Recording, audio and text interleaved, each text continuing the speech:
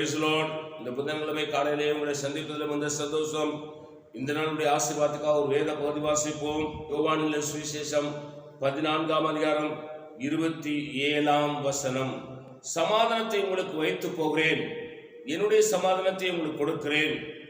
உலகம் கொடுக்கிற பிரகாரமாய் நான் உங்களுக்கு கொடுக்கிறதில்லை. உங்கள் இருதயம் கலங்காமலும் பயப்படாமலும் இருப்பதாக.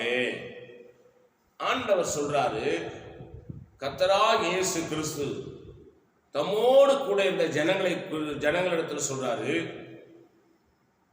என்னுடைய சமாதானத்தையே உங்களுக்கு தருகிறேன். நான் உலகம் கொடுக்கிற பிரகாரமாக கொடுக்கறதில்ல, என்னுடைய சமாதானத்தை உங்களுக்கு தரேன்னு சொல்கிறார். சமாதானம் இல்லாமல் இருக்கிறீர்களா? சஞ்சலத்தோடு இருக்கிறீர்களா? வருத்தத்தோடு இருக்கிறீர்களா?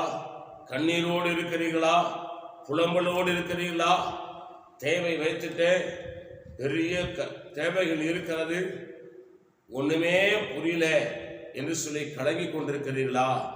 ஆண்டவராகிய கர்த்தர் சொல்றாரு, என்னுடைய சமாதானத்தை உனக்கு தருகிறேன்.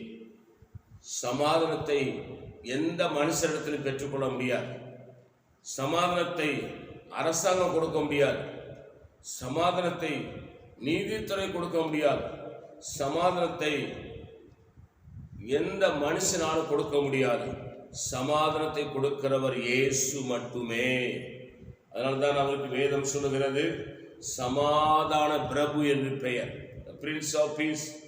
இந்த காலையிலேயே கர்த்தர் உங்களோடு பேசுகிறார், உங்களுடைய சமாதானத்தை உங்களுக்கு தருகிறார். பயப்படாதீங்க, கர்த்தர் உங்களை ஆசீர்வதிப்பார். நான் உங்களுக்கு ஜெபிக்கிறேன். பரிசுத்த பிதாவே, கர்த்தராகிய இயேசு கிறிஸ்து நாமத்தில் ஜெபிக்கிறோம். நீர் எங்களோடு என்னோடு பேசுகிற நல்ல வார்த்தைகளுக்காக ஸ்தோத்திரம். இந்த வார்த்தையின்படி ஆசீர்வதிங்க, இயேசு நாமத்தில் பிதாவே, ஆமென். God bless you. கர்த்தர் உங்களை ஆசீர்வதிப்பாராக.